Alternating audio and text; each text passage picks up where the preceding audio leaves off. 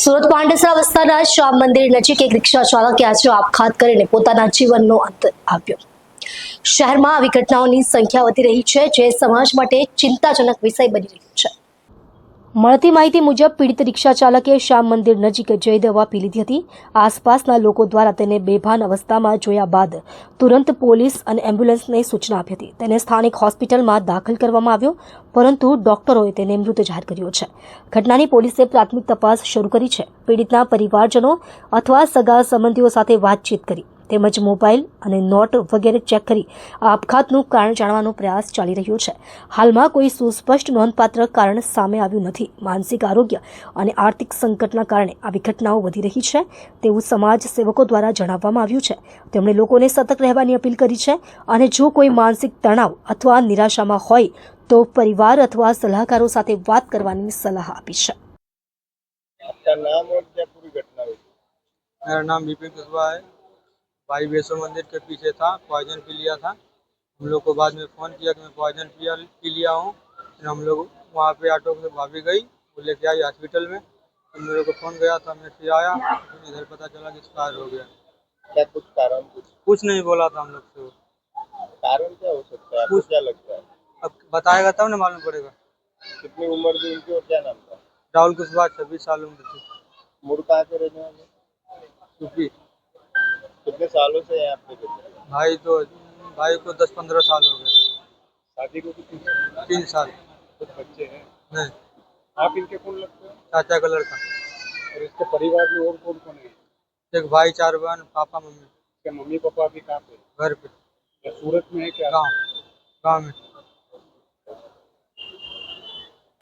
સુરત ડુમસ દરિયા ગણેશ બીચ પર એક યુવક દ્વારા ટેમ્પો વાહન ઉપર ખતરનાક સ્ટન્ટ કરવાનો વાયરલ વીડિયોના આધારે પોલીસે કાયદેસરની કાર્યવાહી કરી છે। આ ઘટનાનો વિડીયો સોશિયલ મીડિયા પર વાયરલ થતા સ્થાનિક પોલીસે તપાસ શરૂ કરી છે। વીડિયોમાં જોઈ શકાય છે કે યુવક ટેમ્પો ચલાવતા ચલાવતા દરિયા કિનારે રેતી પર ઝડપી સ્ટન્ટ કરે છે, જેમાં જાહેર જીવન માટે જોખમ ઊભું થઈ શકે છે। આ પ્રકારની ગેરજવાબદારીભરી હરકતો ટ્રાફિક નિયમોનું ઉલ્લંઘન ગણવામાં આવે છે। પોલીસે વીડિયોની તપાસ કરી અને શોધી કાઢેલા યુવકની ધરપકડ કરી। સુરત ટ્રાફિક પોલીસના અધિકારીએ જણાવ્યું હતું કે જાહેર સ્થળે આવા ખતરનાક સ્ટન્ટ કરવા કાયદા હેઠળ ગંભીર ગુનો ગણવામાં આવે છે। આરોપીને ટ્રાફિક નિયમોનું ઉલ્લંઘન, જોખમી ડ્રાઇવિંગ અને જાહેર શાંતિ ભંગ કરવા માટે કાર્યવાહી કરવામાં આવી છે।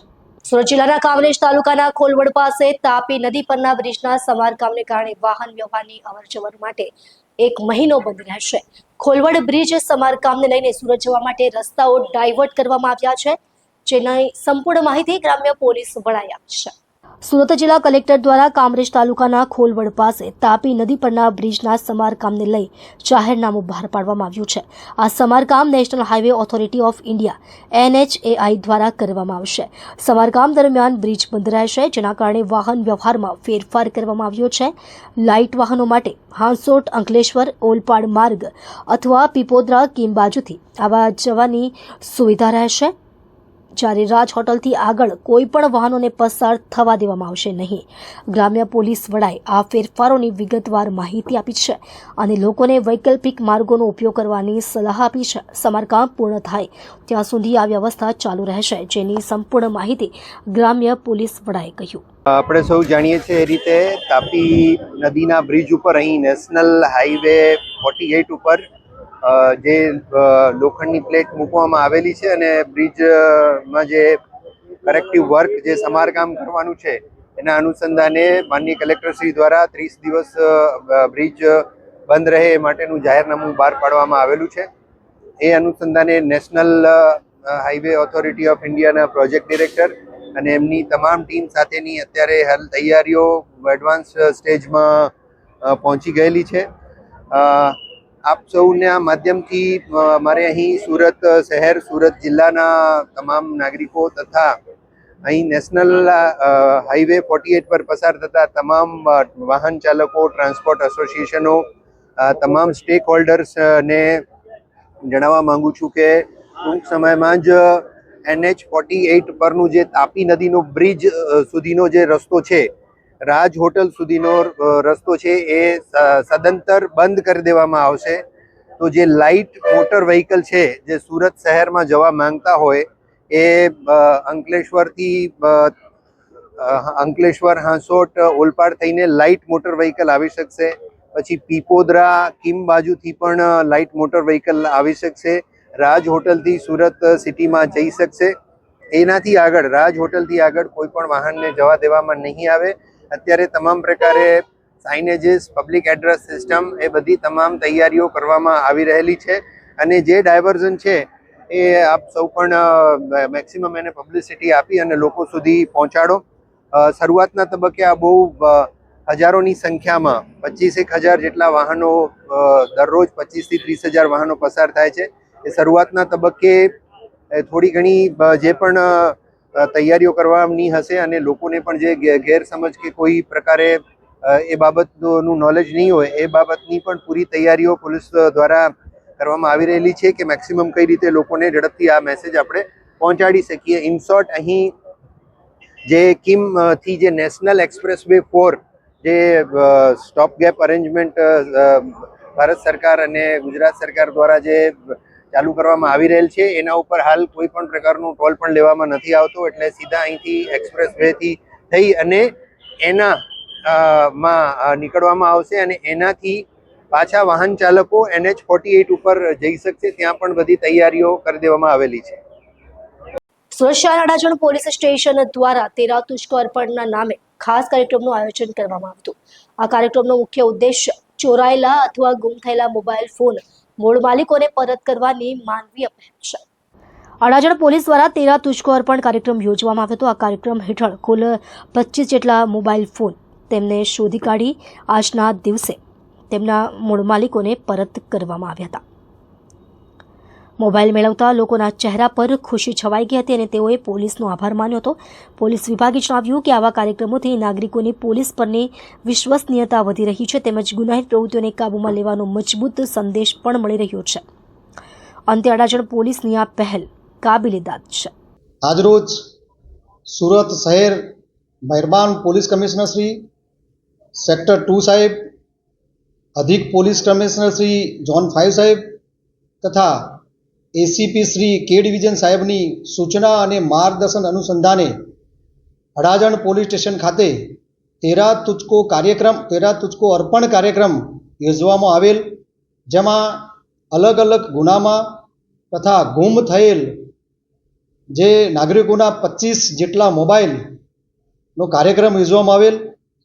લોકોને આ કાર્યક્રમ અનુસંધાને 25 જેટલા મોબાઈલ આપવામાં આવેલ છે અને તમામ લોકોને, તમામ સુરત શહેરના લોકોને અપીલ કરું છું કે આવા જે બનાવો બને તેમજ મોબાઈલ ગુમ થાય, મોબાઈલ સ્નેચિંગ થાય તો તાત્કાલિક નજીકના પોલીસ સ્ટેશનનો સંપર્ક કરવો અને તાત્કાલિક FIR અથવા ભારત સરકારના જે પોર્ટલ છે CIR પર ચડાવી દેવું અથવા નજીકના પોલીસ સ્ટેશન તમે જાણ કરશો જે ગુમ થયેલ મોબાઈલ તો તમને મળવાની પૂરેપૂરી શક્યતા છે.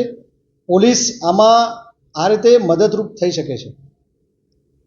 શહેર અલથાણ વિસ્તારમાં પોલીસ પેટ્રોલિંગ દરમિયાન 3 શખ્સો ગાંજો વેચતા ઝડપાયા છે.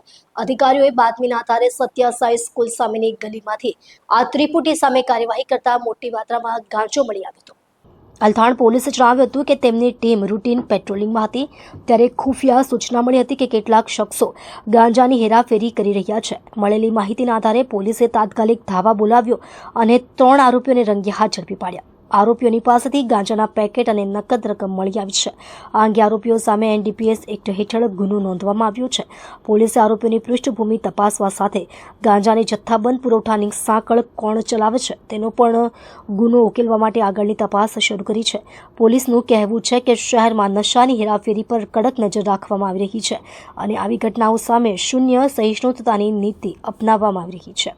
TNTV ઇન્સ્ટિટ્યૂટ ઓફ નર્સિંગના 7મા સેમેસ્ટર BSc નર્સિંગના વિદ્યાર્થીઓ દ્વારા આજે સ્ટોપ ડાયરિયા અભિયાનની ઉજવણી કરવામાં આવી હતી. કતારગામ અર્બન હેલ્થ સેન્ટર અને સિંગણપોર આરોગ્ય કેન્દ્ર ખાતે યોજાયેલ આ કાર્યક્રમમાં પોસ્ટર પ્રદર્શન, હેન્ડવોશ ડેમો અને ORS બનાવવાની રીત જેવી શૈક્ષણિક પ્રવૃત્તિઓ દ્વારા લોકોમાં ડાયેરિયા અંગે જાગૃતિ ફેલાવવાનો પ્રયત્ન કરવામાં આવ્યો. TNTV ઇન્સ્ટિટ્યૂટ ઓફ નર્સિંગના 7મા સેમેસ્ટરના BSc નર્સિંગના વિદ્યાર્થીઓ દ્વારા સ્ટોપ ડાયેરિયા અભિયાન અંતર્ગત આજે કતારગામ અર્બન હેલ્થ સેન્ટર અને સિંગણપુર આરોગ્ય કેન્દ્ર ખાતે પોસ્ટર પ્રદર્શન યોજાયું હતું.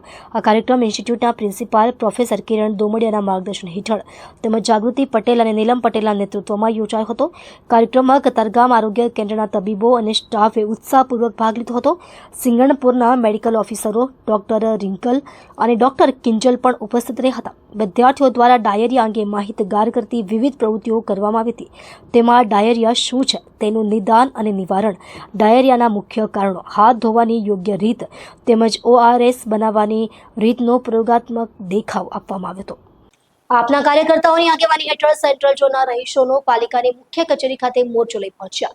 રોડ નહીં તો વેરો નહીં જેવા બેનર સાથે ઉગ્ર વિરોધ પ્રદર્શન કરી રજૂઆત કરી હતી. આપ કાર્યકર્તા અહેમદ પઠાણે કહ્યું, 30 વર્ષથી ભાજપની સરકાર છતાં સેન્ટ્રલ ઝોન વિસ્તારમાં પ્રાથમિક સુવિધા નામે મીંડું.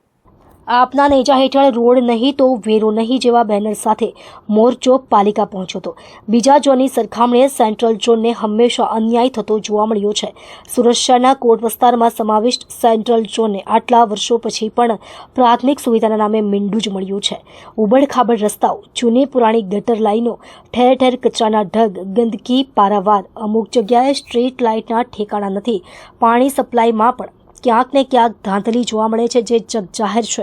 આ જ મુદ્દે આમ આદમી પાર્ટીના આગેવાન અહેમદ પઠાણ પાલિકાની મુખ્ય કચેરી ખાતે મોરચો લઈ આવ્યા હતા.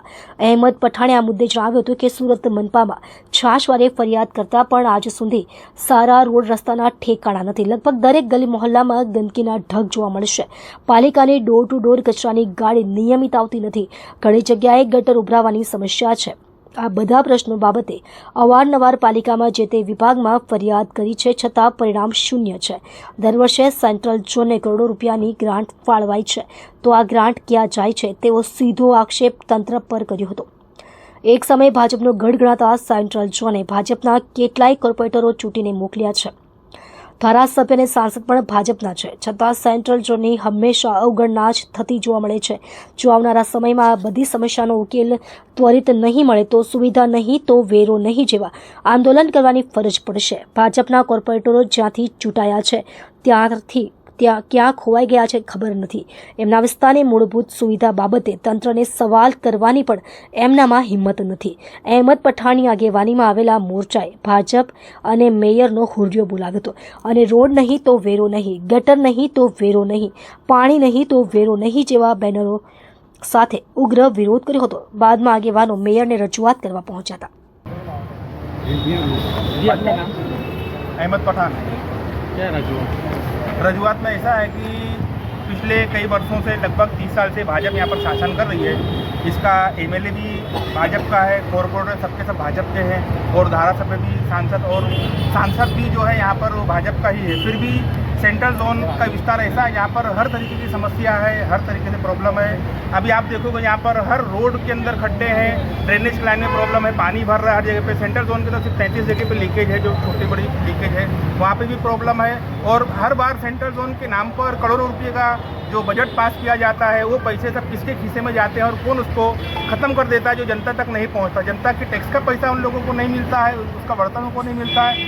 ये समस्या बहुत ज़्यादा है. मजबूरन हम लोगों ने लाखों बार, करोड़ों बार यहाँ तक ये कोई ऐसा दिन नहीं जाता जहाँ पर हम लोग फरियाद नहीं करें और रजूआत नहीं करें, फिर भी हमारी कोई सुनवाई होती नहीं है. इसलिए स्थानीय लोगों को साथ में आया गया और यहाँ पर जितने भी लोग स्थानीय लोग हैं उन लोगों की फरियाद का कोई निकाल आता नहीं है और हर बार फरियाद करने पर कोई उसका निकाल आता नहीं है. क्या मांगे?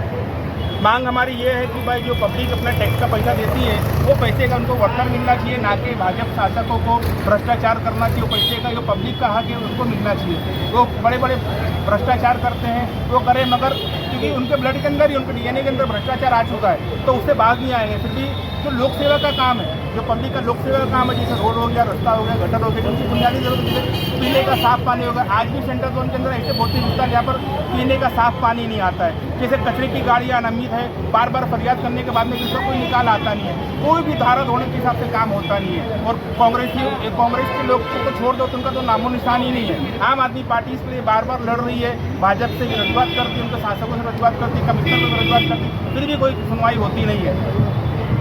जो અને સેન્ટ્રલ ઝોનના અંદર કોઈ કામ થતા નથી. આજે સ્માર્ટ સિટી જેવી સ્માર્ટ સિટી કચરાપેટી બની ગઈ છે. નાના નાના બાળકો જે મૃત્યુ પામે છે ખાડામાંથી, ખાડી પૂરથી આખો સુરત પરેશાન છે. કરોડો રૂપિયાની પ્રી મોન્સૂન યોજનાની અંદર એ કરોડો રૂપિયા ખવાઈ જાય છે અને પ્રજા આજે તમારાથી કંટાળી ગઈ છે. સુરત મહાનગરપાલિકાના આરોગ્ય વિભાગ દ્વારા મચ્છરો અને મચ્છરજન્ય રોગો નિયંત્રણ માટે આધુનિક ડ્રોન ટેકનોલોજીનો ઉપયોગ શરૂ કરવામાં આવ્યો છે. આ પહેલા ભાગરૂપે વરાછા ઝોનના મગોબ વિસ્તારમાં ડ્રોન દ્વારા સર્વે અને નિરીક્ષણની કામગીરી સફળતાપૂર્વક હાથ ધરવામાં આવી હતી. સુરતમાં મચ્છરજન્ય રોગોના નિયંત્રણ માટે ડ્રોન ટેકનોલોજીનો ઉપયોગ શરૂ કર્યો છે. આ કાર્યક્રમમાં હોસ્પિટલ કમિટીના ચેરમેન મનીષાબેન આહિર, કોર્પોરેટર રૂપાબેન પંડ્યા, આરોગ્ય અધિકારી ડોક્ટર પ્રદીપ ઉમરીગર, નાયબ આરોગ્ય અધિકારી ડોક્ટર મહેન્દ્ર પટેલ અને સહાયક જંતુનાશક અધિકારી જે.બી. પવાર ઉપસ્થિત રહ્યા હતા. તેવી જ રીતે વેસ્ટ ઝોનમાં corporator Krunal Selar, corporator Dharmeshbhai Vaniyawala, corporator Divyaben, નાયબ આરોગ્ય અધિકારી ડોક્ટર ધ્વની પટેલ અને સહાયક જંતુનાશક અધિકારી જે.આર. પરમારની હાજરીમાં ડ્રોન સર્વેનું કાર્ય કરવામાં આવ્યું. ડ્રોન દ્વારા મુશ્કેલથી પહોંચી શકાય તેવા વિસ્તારોમાં મચ્છરોના પ્રજનન સ્થળો શોધી શકાશે. ડેટા એનાલિસિસ દ્વારા મચ્છરોની ગીચતા અને રોગના હોટસ્પોટ ઓળખી ટાર્ગેટેડ કાર્યવાહી કરવામાં સહાય મળશે. મેન્યુઅલ સર્વે કરતાં ડ્રોન વધુ કાર્યક્ષમ અને ઓછા સમયમાં વિસ્તૃત વિસ્તારની મોનિટરિંગ કરી શકાશે. આરોગ્ય વિભાગના અધિકારીએ જણાવ્યું હતું કે સુરતના અન્ય ઝોનમાં પણ આ ટેકનોલોજીનો વિસ્તાર કરવામાં આવશે. આ ઉપરાંત જનસાધારણને મચ્છરોના પ્રજનન સ્થળો દૂર રાખવા માટે જાગૃતતા અભિયાનને પણ ચલાવવામાં આવશે.